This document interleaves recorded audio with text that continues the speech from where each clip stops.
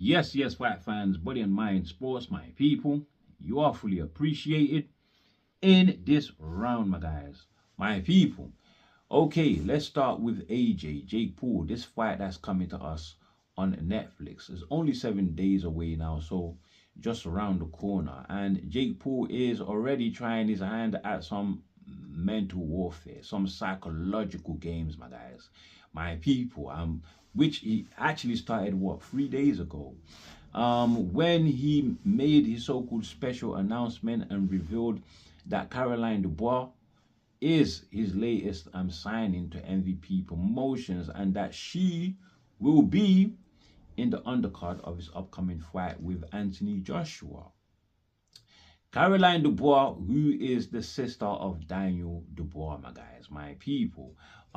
That is the main point there.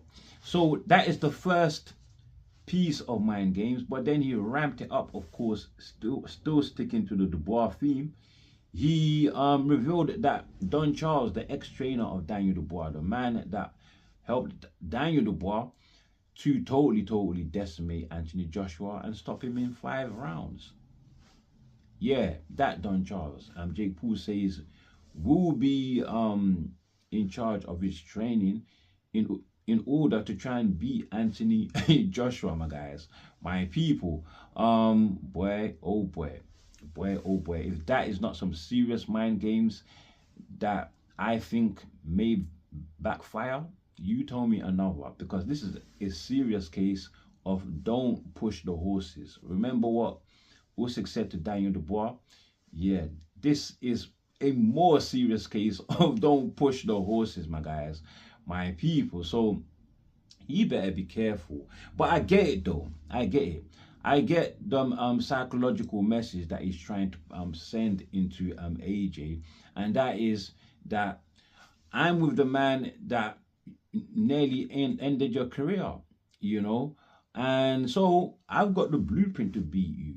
We have the blueprint to beat you, and you're gonna get knocked out again. So they are trying to make AJ believe that he's gonna get knocked out again. They're trying to plant a seed of doubt in AJ's mind, my guys, my people. So obviously, Team Jake, they have sort of bought into the public opinion of AJ that he is chinny, that he lacks strong mental fortitude, my guys, my people. So yeah, they've definitely bought into it, and they are testing it out with all of these psychological mental games, my guys, my people.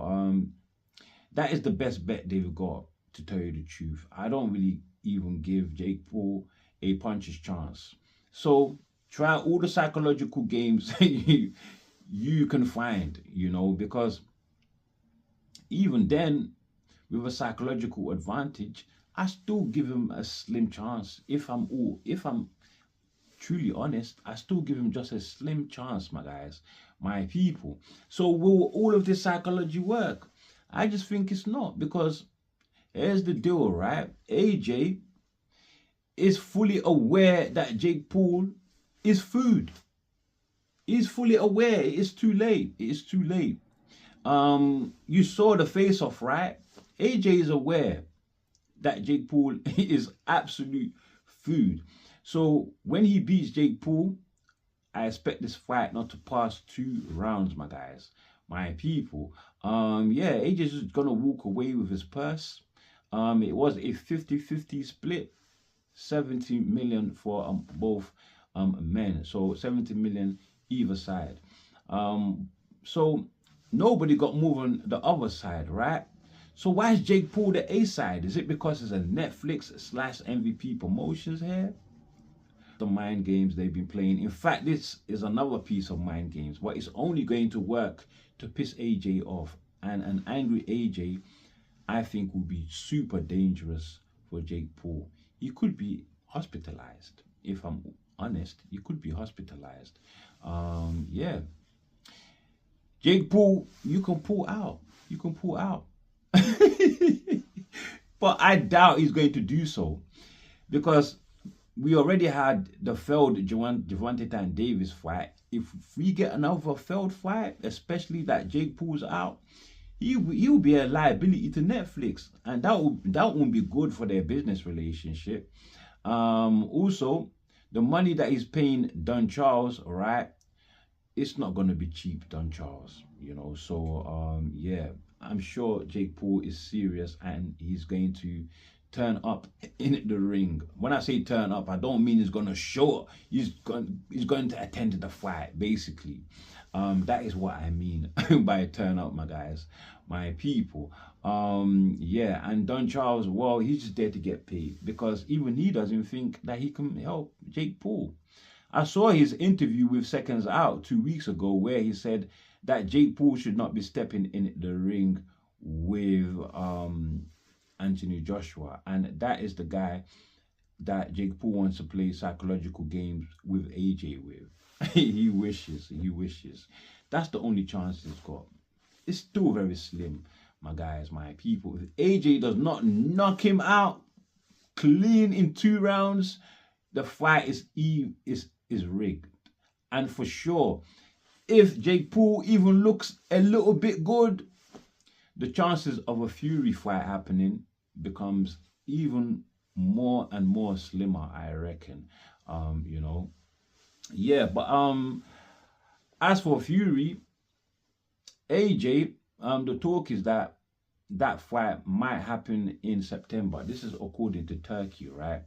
But AJ will be fighting again in February against a more worthy opponent. They are saying. So I hope that's the case, my guys, my people. That being said, though, Fury, who has been hinting yet again another comeback. This is the 100th hint of a comeback. I don't know how many more he's going to do, but that has got people talking, trying to find out who he could come back against.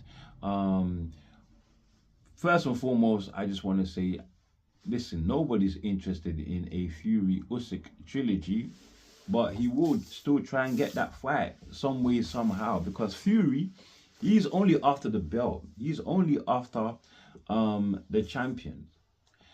And the only champions in the heavyweight division right now are Alexander Usyk and Fabio Woodley, right?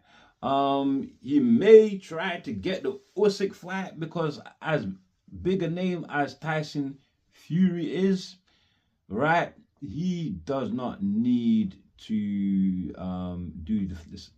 do things in the same way as the contenders. He doesn't. You can just have a couple fights, soft touches, where he looks good, and he will get the fight. He will get the fight. The only thing that can stop this fight is if public opinion shows that the fight is not going to do well because they just don't want it that bad, right? And then the Fabio fight. Listen, Usyk avoided Fabio for a reason. And I think Fury knows why, right?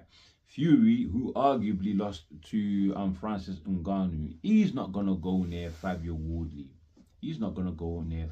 I mean, Fabio Woodley is like a far more skillful Deontay Wilder. Let's put it that way. Let's put it that way. So who is he going to come back against? I'm also hearing Moses Itama. He's not going to take Moses Itama. He's already put out there that Moses Itama beats all of the current heavyweights from the older generation, that is the old guards, to the younger fighters of this generation that's going to take over. He says he beats every single one of them. So if he's saying that, that means he's also including himself. So he's not going to take that fight. Too dangerous. Lawrence Okolie, I think is somebody that Fury beats. But Okolie has a chance because he can really make it rough. He can really make it rough in there. But I don't know. That matchup, you guys tell me what you think about Okolie and Tyson Fury, my guys, my people. That said, though, I think we should move on. let's move on to Alexander Usyk, of course, the man, right? And I know you guys are not happy about the Deontay Wilder fight. A lot of people aren't. They think maybe he should have given us a Fabio fight. Why did he vacate the belt for Fabio? Maybe he should have given us a Parker fight. Why did he have to make Parker fight Fabio when he's not going to fight Fabio anyway? When Usyk is not going to fight Fabio anyway? I mean, so all of this, you know, opinions on Usyk not basically honoring his mandatories, and now he's saying he's gonna fight Deontay Wilder. I'm not as upset as the rest of you people. I'm not at all. I actually like this matchup. I do. For one, right? Let's not try to break down you know, the greatest heavyweight of this generation. He needs a rest. Look at the fights he's had back to back. Fury twice, AJ twice, Daniel Dubois. Come on, and they're all big punches, top heavyweights. He needs to rest, truly, truly. And on top of that, it will look better on his resume in the future if he has beaten all of the top heavyweights that existed in his generation. Who is gonna come, like, let's say some generations later, that is going to know that Deontay Wilder was completely shot? They're not gonna know that. All they will know is that this man was the WBC champion and he made 10 successful defenses.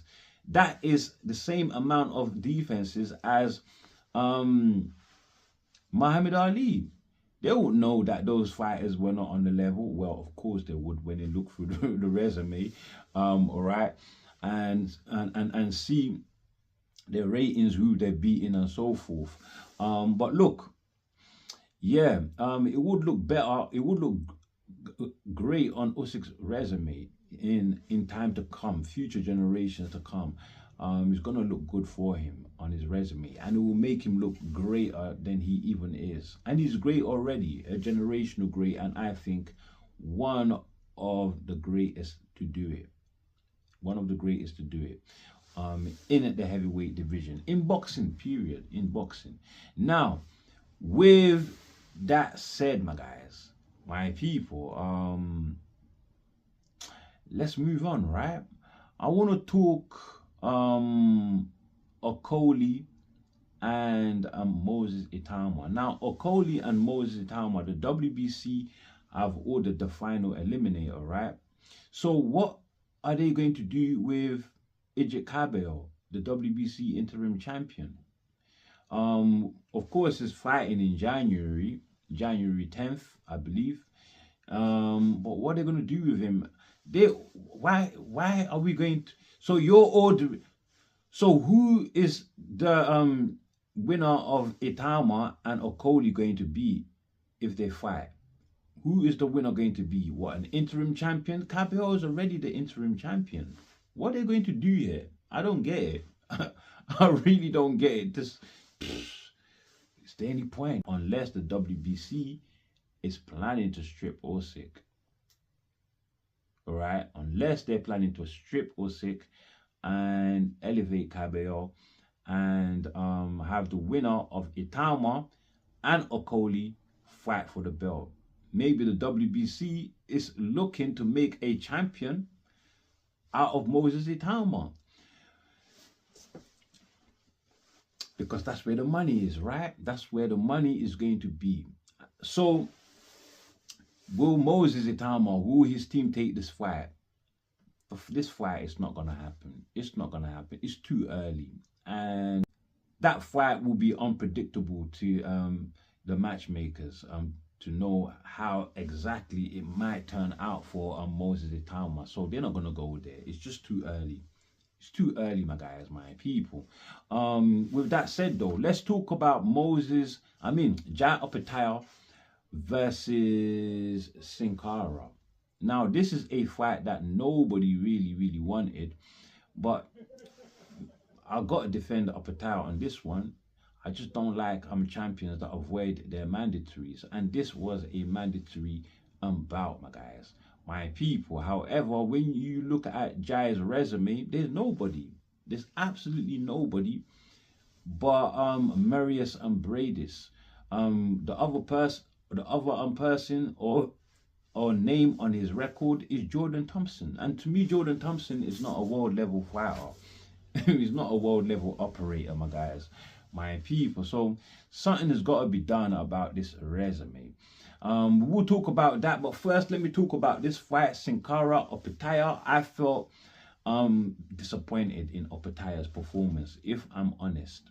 All right, it looks like everybody's looking at him as this scary boogeyman, and he's trying his damn hardest to live up to that, because the man can fight way better than he chooses to fight, right? He's just too eager to land that power shot, and he's not setting it up. He's not setting traps. He's not setting up his own play. So he's not leading with the jab and leading with that power hand all the time, because it is a power hand, right? Your opposition, Cinkara, knew that that was the punch that Opetaia is going to be throwing first every time. And so it became a little bit predictable, I guess. A little bit predictable. And boom, Cinkara timed him and punched in between it. I thought, oh my God, I don't want to see any more of that. So yeah, he got stunned. Definitely, he got stunned. He did go on to stop Cinkara eventually, all right? But this is twice this has happened now, where Jai Opetaia has been stunned by a fighter we don't know of. It happened with David Nika, didn't it? And Nika, remember, actually stepped in to replace Cinkara. That was the first time this mandatory was ordered, right? And Cinkara, he didn't make it. Nika stepped in, and Nika nearly caused the upset in the second round, my guys, my people. I was thinking, there, please, Jai, make it, and he made it.